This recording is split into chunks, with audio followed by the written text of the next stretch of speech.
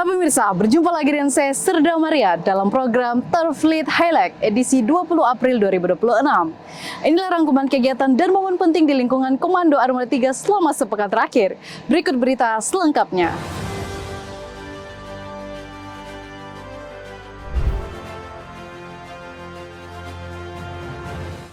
Panglima Komando Armada 3 menghadiri pengarahan Asintel Kasal dan Asop Kasal yang diikuti oleh seluruh perwira TNI Angkatan Laut sewilayah Kabupaten Sorong di Gedung Mas Pardi Ko Armada 3 dan dilaksanakan secara virtual yang terpusat dari Ko Armada 2 Surabaya. Pada kesempatan tersebut juga dilaksanakan penyerahan 15 unit alat fitness dari Kepala Staf TNI Angkatan Laut kepada jajaran Ko Armada 3 dan Pasmar 3 sebagai sarana pembinaan fisik guna mendukung kesiapan dan pelaksanaan tugas pokok Ko Armada 3. Panglima Ko Armada 3 memimpin apel khusus dalam rangka pemberian penghargaan kepada prajurit berprestasi di lapangan Mandala Mako Armada 3. Penghargaan diberikan kepada 3 prajurit yang berhasil mengharumkan nama satuan dalam ajang National Open Karate Championship Kasal Cup 5, serta 1 prajurit yang menunjukkan kemampuan terbaiknya pada kejuaraan renang tingkat Provinsi Jawa Timur tahun 2026.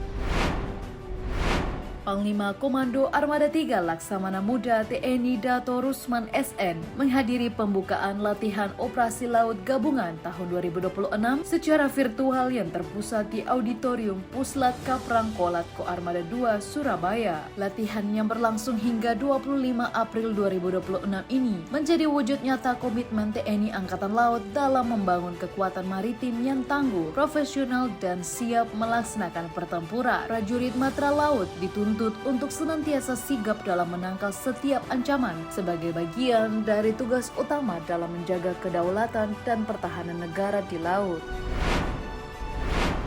Dalam rangka meningkatkan keimanan dan ketakwaan, Komando Armada 3 melaksanakan kusri agama yang dilaksanakan di masing-masing tempat ibadah. Bagi prajurit beragama Islam, kusri dilaksanakan di Masjid Baitur Rahman yang dipimpin oleh Kepala Staf Ko Armada 3 dengan menyampaikan tema etika lingkungan dalam Islam, kepemimpinan, disiplin, dan warisan peradaban. Sementara itu, kusri umat Kristiani dilaksanakan di Gereja Oikumene DBAL dengan tema Nasihat Supaya Bertekun Dalam Iman oleh Pendeta Kristina. Selanjutnya, kusri agama Hindu dilaksanakan di Pura Jala Sukma Dharma yang dipandu oleh Jero Mangku Sugimin dengan menyampaikan tema Pancasrada. Melalui kegiatan ini diharapkan seluruh prajurit Ko Armada 3 semakin meningkatkan keimanan dan ketakwaan guna mendukung tugas pokok Ko Armada 3.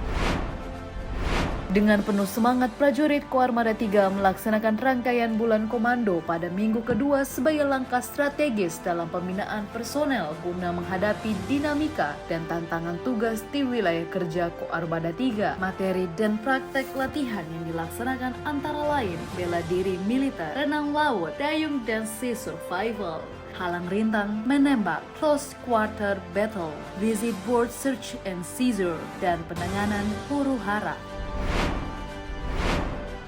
Panglima Komando Armada 3 menghadiri Coffee Morning yang diselenggarakan oleh Ko Armada RI secara virtual dengan pembahasan kesiapan menghadapi dinamika keamanan maritim. Diskusi ini juga menyoroti posisi geostrategis Indonesia sebagai coastal state yang membawa konsekuensi besar terhadap pengelolaan keamanan laut. Di tengah meningkatnya kompleksitas pelanggaran hukum di laut, TNI Angkatan Laut khususnya Ko Armada 3 dituntut mampu menjamin sea control secara efektif serta mengelola eskalasi konflik secara terukur dan profesional.